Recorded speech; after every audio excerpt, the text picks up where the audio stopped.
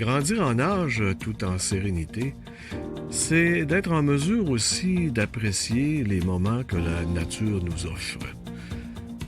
Je me retrouve à Val-Jalbert et je m'amuse à entendre les voix de ce qu'on appelait par le passé des fantômes de Val-Jalbert. Vous savez, entre les années 1901 et 1927, Val-Jalbert vibrait joyeusement au rythme de son usine de pâte à papier. En 1901, date où l'usine fut construite par Damas Jalbert, le village s'appelait Ouiachuan, du nom de la chute qui alimente le moulin pour fabriquer la pulpe de bois. Si l'histoire de Val-Jalbert s'est terminée en 1927 avec la fermeture du moulin à pulpe, ça ne veut pas dire que les voix qu'on pouvait y entendre, entre autres celles des enfants et des chaises berçantes, s'est tues. Alors je vous invite à en découvrir une brève histoire dans ce balado qui s'intitule « Les chaises berçantes de Val-Jalbert ». Bienvenue dans le balado de Grandir en âge tout en sérénité, où nous vous invitons dans notre univers. Un balado pour les personnes qui grandissent en âge et qui souhaitent traverser cette période en conservant des étincelles dans leurs yeux. Avancer en âge est un passage obligé, aussi bien le rendre festif et continuer de contribuer à la magie de la vie. Bienvenue dans notre univers. Nous sommes en fin d'été 2021 qui fut exceptionnel du fait de ces jours heureux, de beau et de bon temps. Plus précisément, nous sommes à la mi-septembre et les jours sont encore chauds et majestueux. Je me retrouve par un bel après-midi dans ce village que l'on a surnommé Fantôme pendant plusieurs années. Les excités des vacances sont peu nombreux. Ils sont sans doute retournés aux affaires de la nation ou occupés par la marmaille qui effectue son retour dans les lieux du savoir. Ce bel après-midi me permet d'observer, d'humer, de savourer, de profiter de cette nature généreuse qui se déploie dans un environnement qui ne demande qu'à se laisser admirer.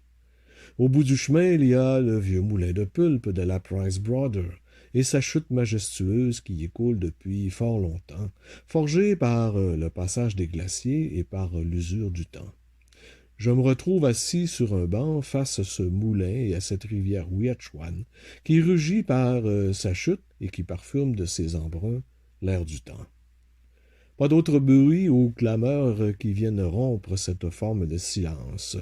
J'observe longuement la chute et je ferme les yeux afin d'absorber toute l'énergie de cette force motrice naturelle. J'entends bien le bruit retentissant de cette chute qui coule entre les parois montagneuses des contreforts des Laurentides. J'entends les labeurs des ouvriers qui suent afin de faire tourner les machines avant de rentrer à la chaumière des réconforts et des bienveillances. J'entends les rires des enfants qui s'amusent dans ces rues non goudronnées, heureux de leur journée d'apprentissage des cédilles de l'âme des auteurs inconnus et des phrasés des instruits. J'écoute ces femmes qui racontent leur vie au foyer, malgré les tourments et les difficiles journées dans le panthéon de la famille nombreuse. Occupé par les âgés, j'entends le son des chaises berçantes qui usent les vernis de l'âme afin d'en révéler les couleurs et les sens profonds. D'ailleurs, la berçante est celle qui a le plus de sens. Je crois que la chaise berçante est la seule qui puisse revendiquer le titre du rêveur aguerri. Ces villageois se bercent et rêvent d'un ailleurs meilleur. Eux qui se balancent en un mouvement régulier rejoignent le fond rythmé des consciences, en faisant résonner des sons mystérieux sur les vernis usés de leur sensibilité. Par leur propre conscience, ils bercent le cœur, emportent leur esprit dans les confins des rêves les plus fous. Le son des châteaux sur les planchers de la Résistance compose une symphonie universelle qui relie les filins fragiles des âmes et qui ouvre les esprits sur l'univers qui frissonne de vie. J'ai le souvenir des vieux qui fréquentaient le magasin général de mon grand-père, confortablement installés dans les berçantes entre la porte d'entrée et le crachoir des humanités. Des soirées entières à refaire le monde, à rêvasser à un avenir meilleur. Être aux commandes d'une chaise berçante est une opération majeure qui regarde le pouvoir de l'esprit. Se bercer évoque le retour sur les sentiers familiers de nos vieilles pensées. C'est aussi inspecter les états de notre âme, et c'est parfois se risquer sur des voies inconnues, les pieds liés dans le vide qui relie le vide à l'esprit. Des rêves bercés dans le fil du temps, des esprits réchauffés par la parlure des vieux et des sages. Val-Jalbert profite des moments de cette progression industrielle dans un environnement particulier. Brutalement, un jour, le son des chaises berçantes de Val-Jalbert s'arrêta.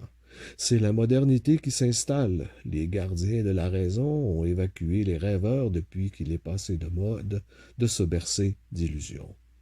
Les voilà amputés d'une belle machine, de la chaise aux âmes voyageuses qui sera remplacée par le vide absolu de l'implacable fauteuil de la pensée. Mais l'histoire le prouve. Les humains du village ont su composer avec la longueur des plus longs détours. Ses habitants ont quitté avec leurs peines et leurs regrets tout en sachant que les choses les plus vraies se jouent dans les moments tranchants de la vie, dans les nuits noires, les valises remplies de peur, mais les poches gonflées d'espoir. Les chaises berçantes ont usé les planchers jusqu'à creuser un trou béant laissant entrer la modernité. Les berçantes se sont tues pour un moment indéfini, mais n'ayons crainte. Elles reprendront du service dans un autre espace-temps, permettant ainsi aux âmes de se bercer au rythme des allers-retours des rêves et de l'espoir retrouvé des jacasseries bienveillantes.